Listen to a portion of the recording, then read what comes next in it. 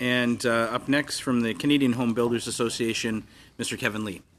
Thank you, Mr. Chair. The Canadian Home Builders Association represents some 9,000 companies from coast to coast, and as such, we are the national voice of the residential construction sector.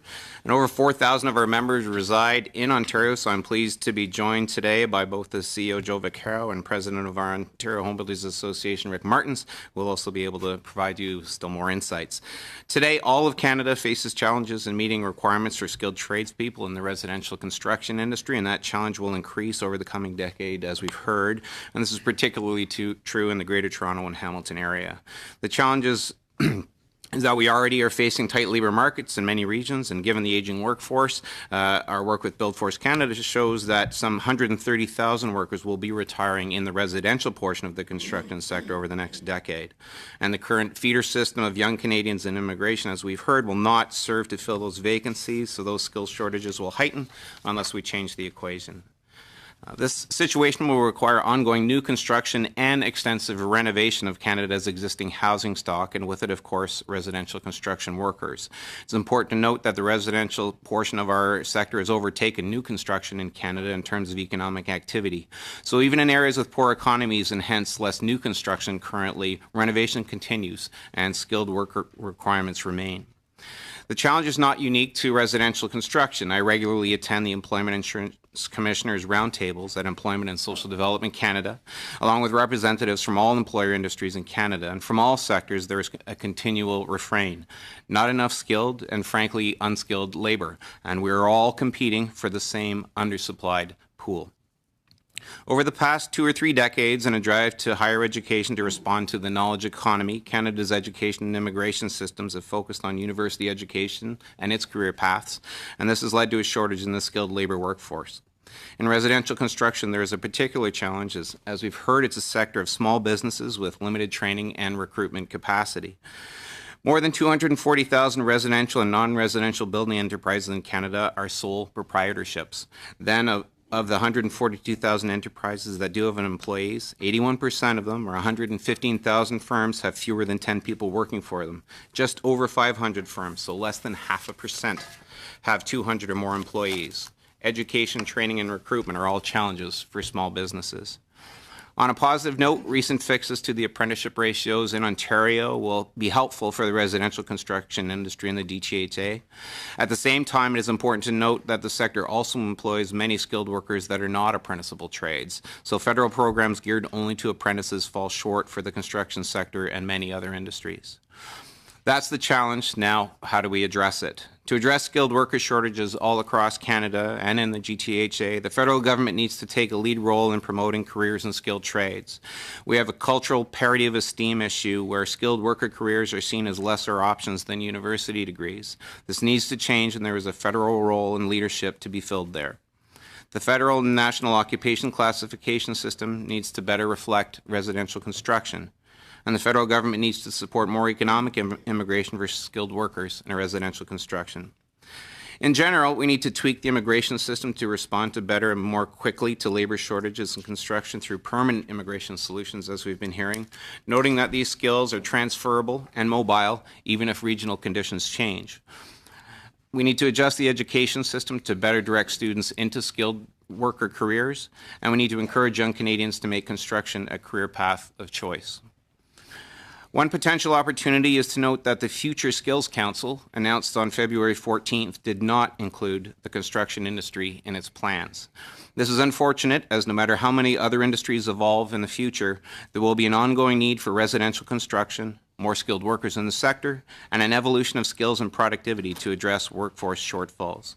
CHBA would be happy to work with the government to put together a similar initiative for residential construction. And lastly, I would be remiss if I didn't quickly comment on the very biggest thing having an impact on jobs in this sector, the stress test, compounded on previous mortgage rule changes, which together are now causing an excessive economic slowdown in some regions in residential construction.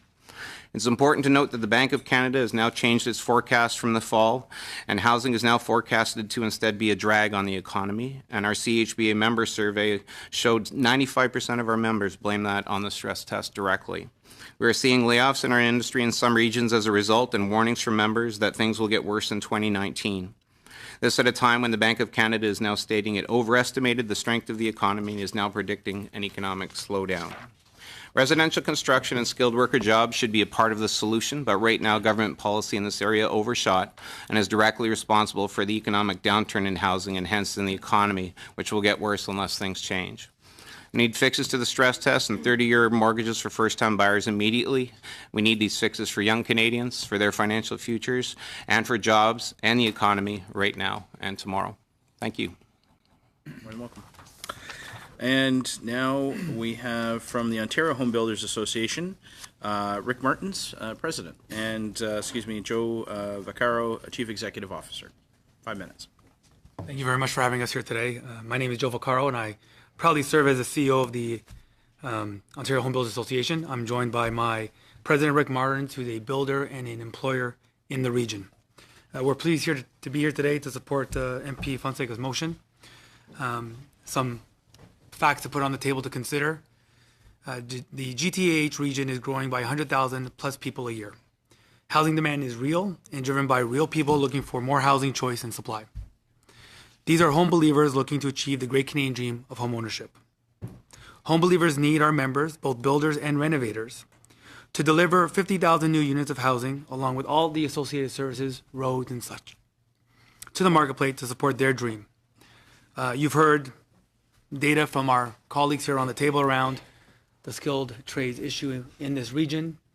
The reality for our members is that the demand for housing is real, the demand for construction services is real, and the need for skilled labor and the real need to skill up our current labor force is real. With that, I'm going to turn over to my president, Rick, to talk as a builder and as an employer. Thank you very much, Mr. Chair. And for my own company, Huron Creek Developments, we're active in the apprenticeship and mentoring programs. Each semester, we're able to bring about 30 to 50 students from the high school level into the construction program. It's been a great, rewarding experience. Yesterday morning, I was working with Louis, who 15 years ago, we started him in an electrical apprenticeship program, and he was on my site actually pulling some wire yesterday.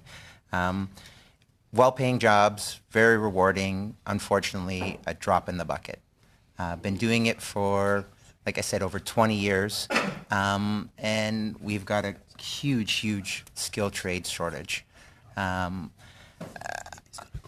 Unfortunately, we have a problem. The numbers don't match up. We don't have, we have people retiring at a high rate. On average, my masons on my site are in their late 60s. When they retire, we not only lose a great mason, we lose a mentor, we lose business acumen. It's hard to replace, and we really need to open up the avenues, the immigration, to bring in the skilled people to help us learn from different techniques that are out there, but more importantly, so that we can help train the youth in the apprentices that we have here, because there isn't that mentoring available. Joe and I are happy to hear everything that was said here today.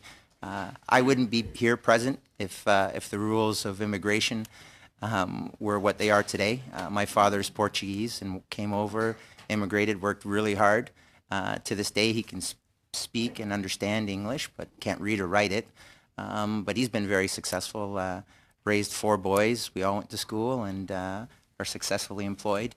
I think we need to understand that it's not all about book smarts. We're not all going to go to NASA or become surgeons and whatnot.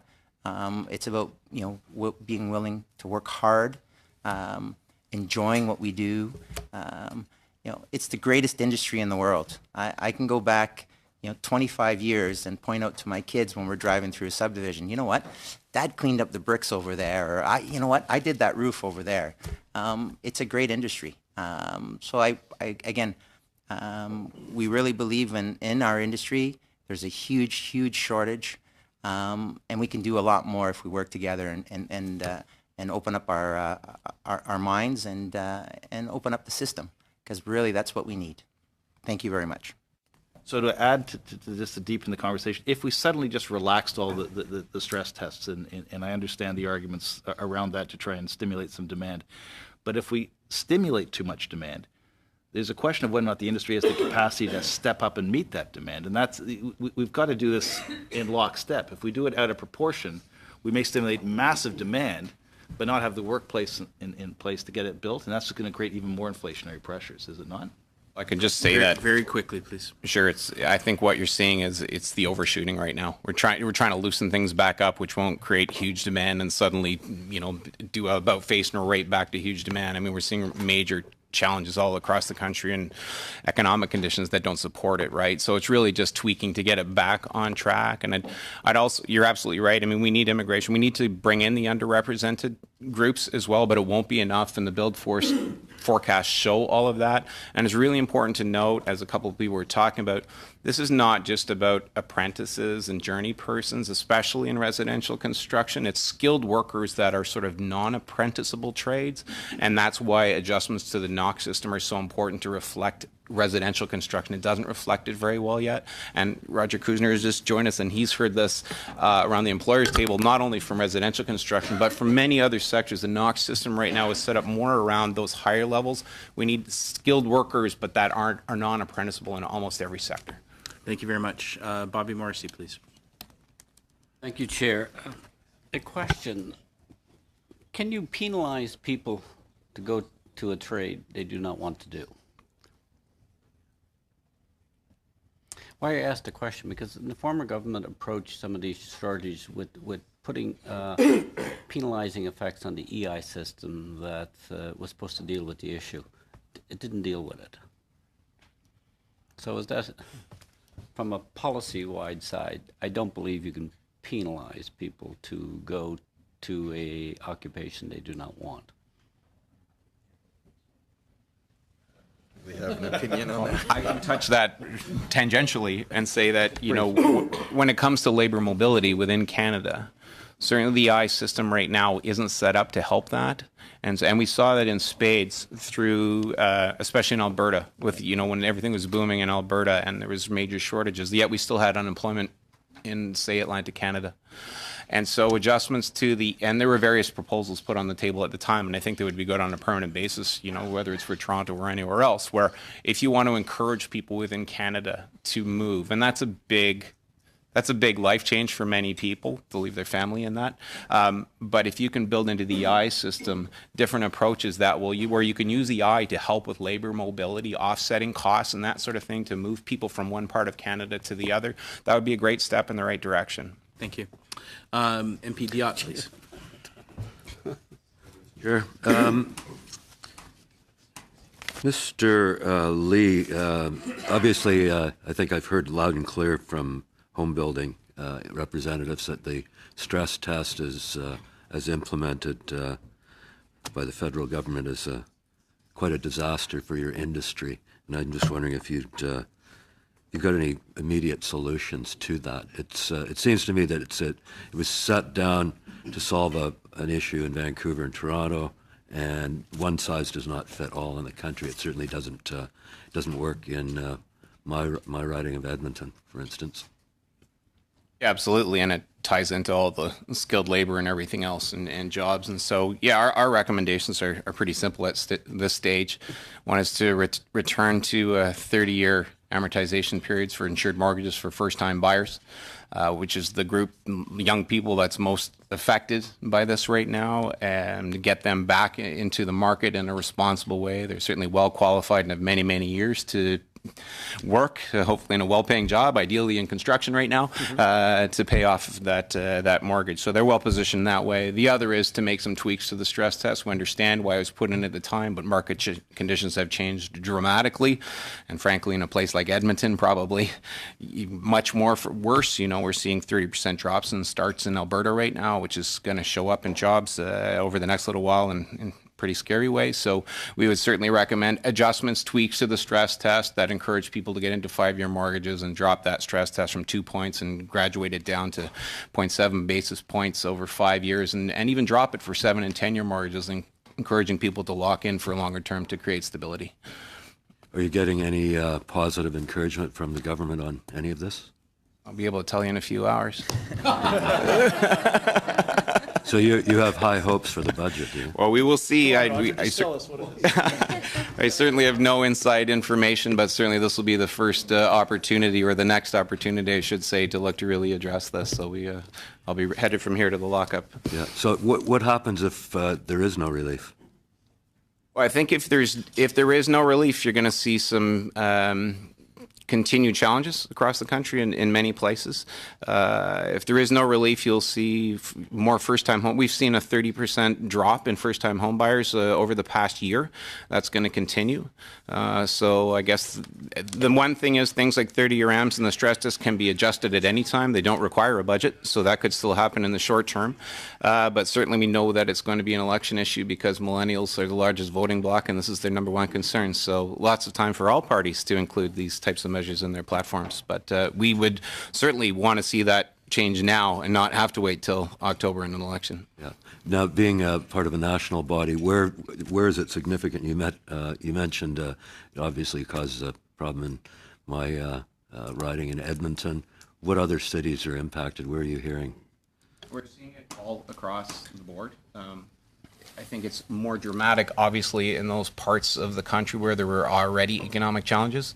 So certainly Saskatchewan, Alberta, big challenges. Atlantic Canada, huge challenges. Newfoundland, especially a 50% drop in starts. So these are places that really couldn't afford at the time to have this kind of change. Normally, construction in an economic downturn is part of the solution. Whereas in some ways, the slowdown in construction is helping to drive potentially recessionary type conditions in some regions. So, but in all across the country, 95% of we surveyed our members, 95% of them are saying the stress test is the number one concern and is having a direct impact on sales. And that's all across the country. I can speak from personal experience. Go ahead. In the Kitchener-Waterloo, Cambridge area, which is just outside of the GTA. Over the last 20 years, I've built over 10,000 units, all first-time homebuyer affordable product. In 20 years, there was 3 purchasers that we weren't able to qualify. In 2018, on a small project that I'm working on, of 124 units of stacked townhome units, which is all affordable product, 13 first-time homebuyers that would have qualified in December, January 1st, and the rest of the year we're not able to qualify. And I think with some simple tweaks, as was said here, it's not going to drive up the cost. What this is actually doing is driving up the cost of rent and affordability, because the 30% of first-time home buyers usually come out of the rental market into the new home buyer market. Well, they can't do that now. So now you have a 1% vacancy in our area. Rents that were 4 years ago $1,200-$1,300 are now $1,800, and those are the things that are the realities.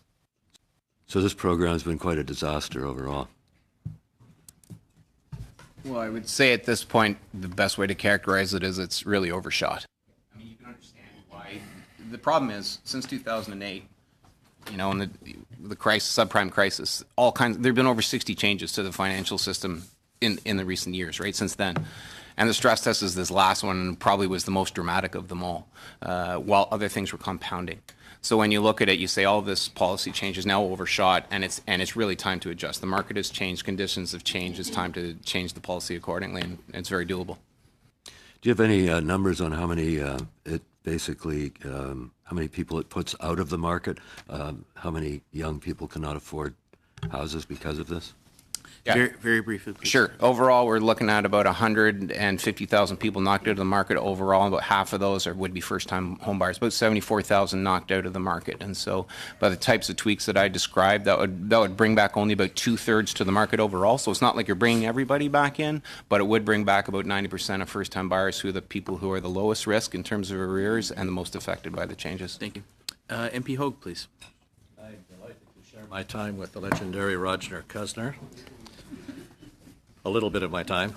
I'm interested in the process that we've been following, and we're talking about the challenges that we have in terms of being able to get enough employment, looking at the micro level and comparing it across Canada. And certainly in Metro Vancouver, we have similar, if not as dramatic, if not more dramatic challenges where we're starting to pay employees to travel, paying travel time, a number of other things to get to the workplace. We've got big challenges within that. Talking about the stress test and wanting to encourage the growth, yet we don't have enough people to meet the demands. The first part of the testimony, we didn't have enough people to meet the demands that were there. Now we're talking about how do we increase the demand even further. I'm wondering, looking at sort of at a macro perspective, looking outside of here, and it seems to be whether we can learn, a reference was made to Australia, to Germany, to other jurisdictions. Are there some ways that, given that our unemployment rates our unemployment is very low, and we're seen to be, the proposals are how do we fight for a limited workforce that is not going to expand? We've got more retirements, becoming more demands.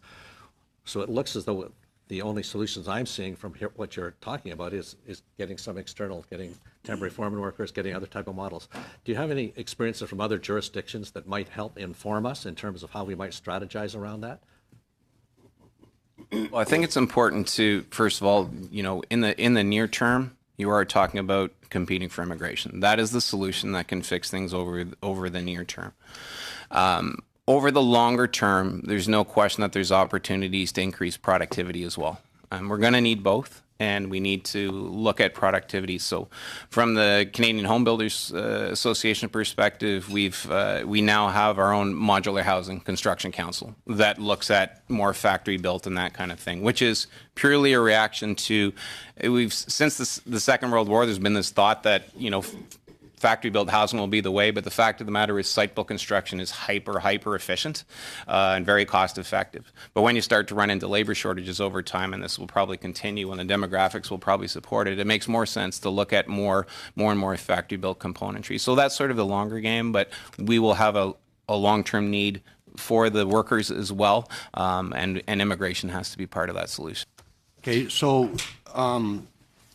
do you feel that we're meeting for the future our requirements for apprenticeship, or is there, we see that falling for the future where we will not meet very that briefly, requirement? please. Well, I can jump in on that. I mean, no, the numbers are not going to bear out, and we need. This is not. We've been working in schools for decades against the system and the culture of Canada because of exactly what Rick talked about. We need to change. We need a parity of esteem. We need people to respect both sides of the equation. And frankly, to points earlier made, right now you go to get a university education and you end up having to go to become a skilled trade anyway. We need to teach people to not waste those 10 years and get into it right now because there's huge opportunities. Okay. It can be, Madam Lee Lord, you can answer, or Mark Lewis, it's good for you. And see, we have talked about temporary foreign workers to fill up the temporary shortage, then going to long term. Yeah. And then we have talked about changes, bringing changes into national occupational classifications. So what type of changes? One is, what I heard here is that local, some sort of local setup which can make those TFW workers to be selected in a better way. So what type of changes you want in federal national occupation of classification of trades? Yeah, so just to build off what Mr. Lewis said here, I think it's important to understand that as I read the motion, it speaks to the issue of understanding the skilled trades marketplace and the needs in that marketplace. And Mr. Lewis is correct to say that there are NOC designations, carpentry, for example, where carpentry work, specific carpentry work, needs to be operated by carpenters. In the residential side, because siding work, forming work, framing work can be done by non-carpenters, it's still a skilled trade that we need, but it doesn't function the same way as the current system does. So I would hope that part of the study will take a look at that and understand that in the residential side, we have a need for framers, but that need is not a need for carpenters. On the institutional side, that need for carpenters may be very specific. There may be contractual obligation where you need a carpenter to perform that work. So I would hope that part of the analysis done by the study is to have a better understanding of that gradual reality of a skilled trade. A framer is still a skilled trade. It may not be recognized in the NOC system the same way. It's still a skilled trade. It's still a need that we have in our marketplace to deal with our housing demand. okay, Mr. Vaccaro, he had mentioned you can call them skilled workers, you can call them semi-skilled workers, whatever you want, but they are tradesmen, and you're talking the same thing. You need people that are trained in those categories. So what we need are people who are trained in those categories, and we also need to skill up our existing workforce. The way we build homes today is much different. The energy efficiency requirements, the demands are much different. So we're now in a situation where we also need to skill up our existing workforce.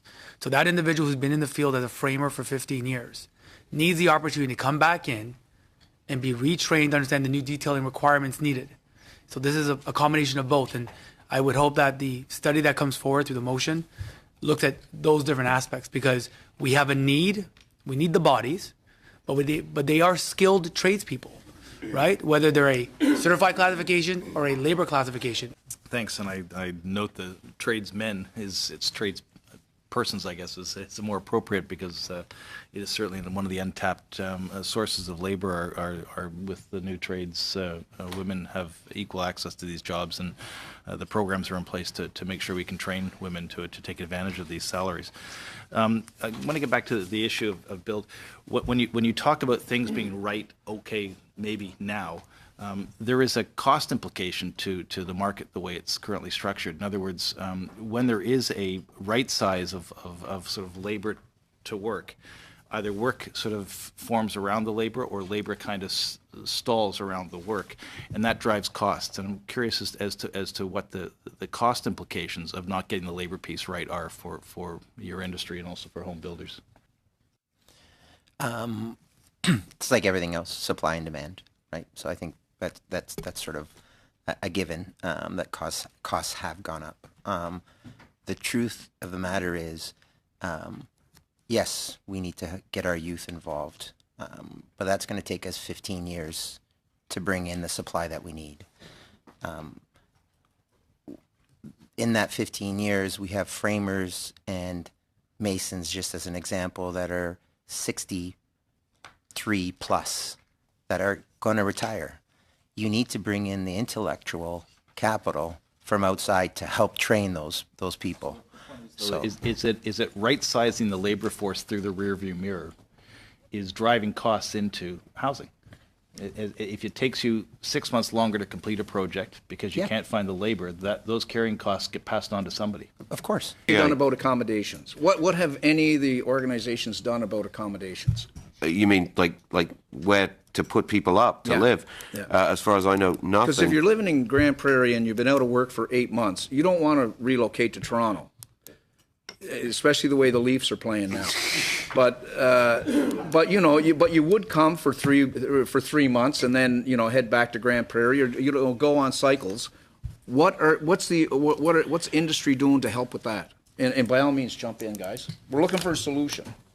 So I can tell you that home builder members who are searching for skilled trades, as part of their regular negotiations with people coming over, will look for accommodation opportunities. And whether that is providing them short-term housing, the real question becomes, how long is that skilled skilled labor coming in for? Are they coming in just for the season? Is their intention to stay there long-term? Those are sort of arrangements that are being made. And so I think that's a key piece of this in terms of what the home building members are doing.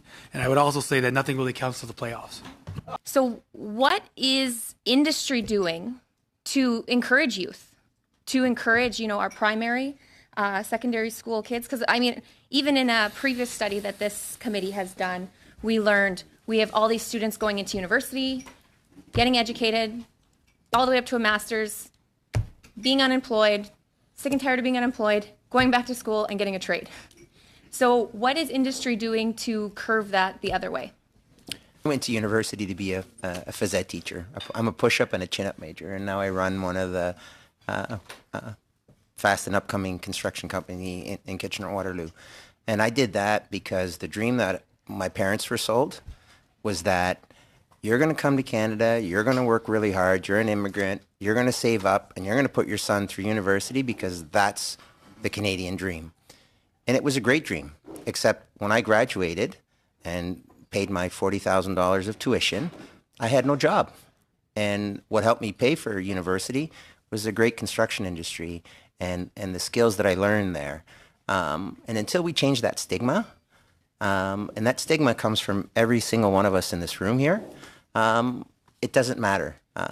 We do, like I said, I've been involved with the school systems for over 20 years. It's a drop in the bucket. It's a great drop in the bucket, don't get me wrong, but we have to do more to get it back in the school systems earlier. We have to bring the prestige back to the trades, because it is, like I said, who in here, you can make a widget. The next day, that widget's gone. We build a home. We build the communities. We build dreams where people live every single day, and not enough of it is said. Mr. Martins, I just wanted to follow up with you if you had anything to add about the question I had with education, university.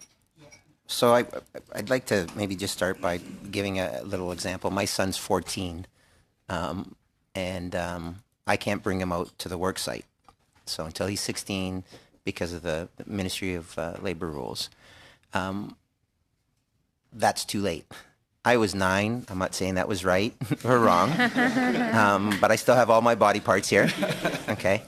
But at 14, if he can go work at McDonald's and get third degree burns from the fryers, my construction site's not any unsafer, and we're losing the kids at that younger age because they're not getting exposed to it early on enough. They're learning, and once they get into that routine, be it into retail or customer service, whatever it is, it's hard to pull them back into something that they don't understand.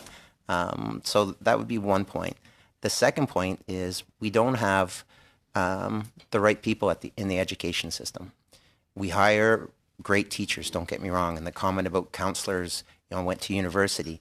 You need to get some of these journey persons. You need to get people like I did when I was in grade 6, 7, and 8.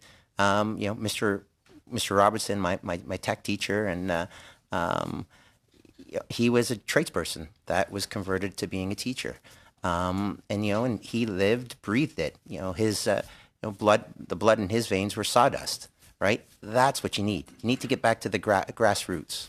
I hope that answers your question. The ability I'm to not read or write concerned about English. commitment. What I'm just concerned about is if we have students that then are having trouble with speaking English, what type of strain is that going to put on our education system and our EAs? And are we going to have that overflow into a whole nother issue? Yes, Mr. Martin? Very briefly, please. So just to touch a little bit on that, I think it's two different fields. First, you want to look at the trades as a competency-based evaluation. It really is important about the fact that a roofer is on a roof and he knows what he needs to do to be there safely and perform his job. Language is important, but people will learn to communicate with each other. It's incredible how, like you said, you can go to a site, you've got Ukrainian, Croatian, Serbian, Portuguese, Italian, and they're all working and functioning at a very, very high level, and they don't speak each other's language, but they speak the language that they need to. If it's framing or if it's cement finishing, they can speak that language. So that's important.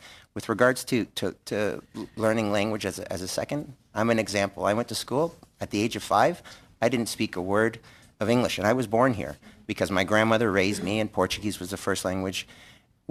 Children will assimilate, and we will learn to speak.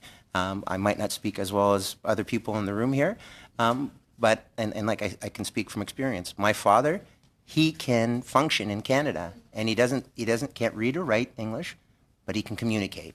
So I think we have to be careful with that.